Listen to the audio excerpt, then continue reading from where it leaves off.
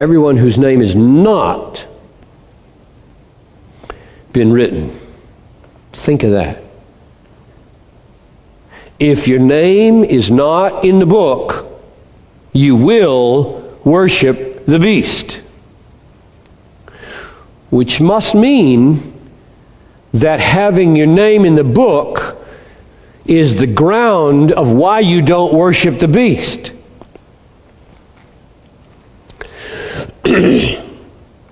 He's making whether the name is in the book or not the criterion of who worships the beast or doesn't worship the beast. It's not the other way around. Like, if you worship the beast, your name's not in the book.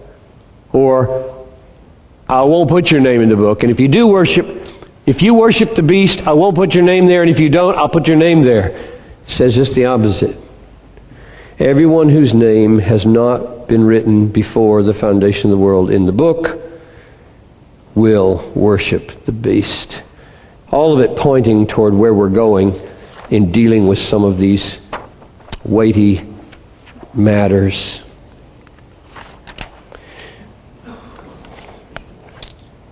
One last introductory thought. We're still on introduction.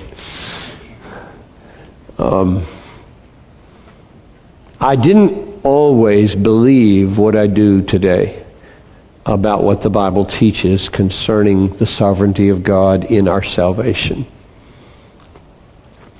My home growing up was an evangelistic home in which my dad loved the sovereignty of God and loved the glory of God and manifestly prayed it and manifestly lived it.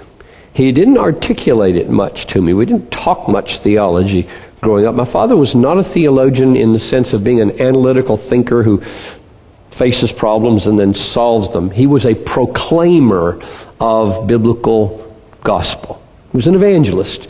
It's the way he was put together, and was his calling.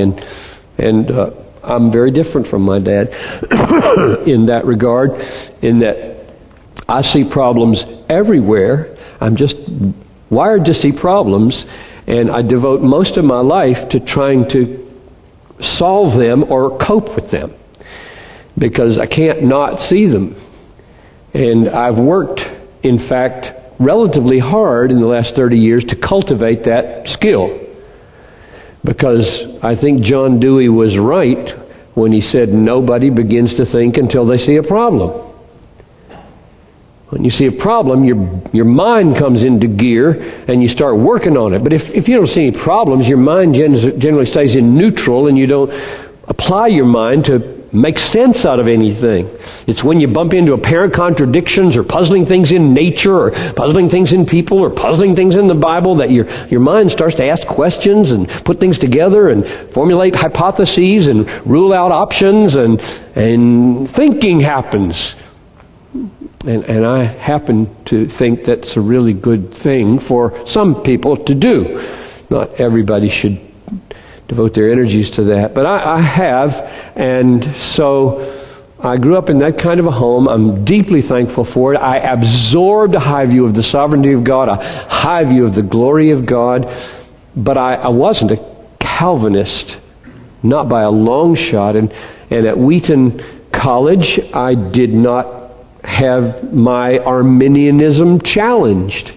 I'm not sure whether that was intentional on the part of teachers or not. I can remember reading one book in particular about John 15, which I thought was very compelling about the fact that you could lose your salvation. But in 1968, I moved from Wheaton to Pasadena, California, and was on the brink of having my world profoundly rocked. Didn't know what I was about to get in for, and it was not John Calvin who did it, not by a long shot. It was a conspiracy of other people.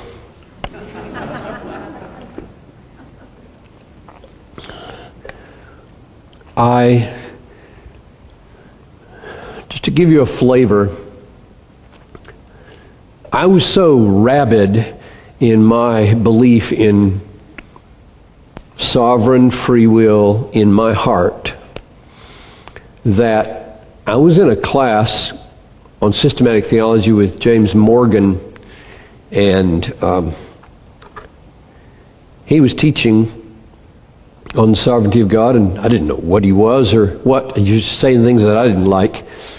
And I walked up to him after class one day. He was quite a big man, and I was quite a feisty 1968, 22-year-old, and those were feisty days anyway. People going barefoot to class and wearing black armbands and marching in the street. And I said, Morgan, I think I actually called him Morgan. Isn't that awful? I said, watch this. Put this right in front of his nose like this. I dropped it. I remember doing that. Like, God didn't do that. I did that. I have a will. Like, that was profound. And I wrote, that was one class, and then there was Philippians, and I was bumping into things like, work out your salvation with fear and trembling, which of course I liked very much. Next verse, for it is God who is at work in you to will and to do for his good pleasure. I didn't know what to do with that. And so those two, and then there was Jonathan Edwards. They were all coming together, and I remember writing in a blue book, final exam for that course by Jim Morgan, Romans 9 is like a tiger prowling around seeking to devour free willers like me.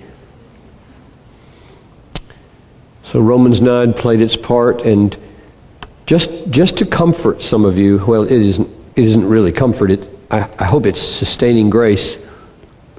I would go home. I was in an emotional basket case anyway because I was madly in love with Noelle, and she was thousands of miles away. And we were going to get married in December, and I went to school without her in September, 3,000 miles away. And so I'm just looking forward to marriage. And here my whole world is being turned upside down, and I'm about to get married. And oh my goodness, this is just a mess. And I remember going back to my apartment, single guy, back to my apartment and sitting down after class and putting my face in my hands and weeping. Which is, those memories incline me to be patient with those of you who have come to this and are willing to expose yourself to texts that we'll look at for the next 6 or 7 or 8 or 9 or 10 hours, and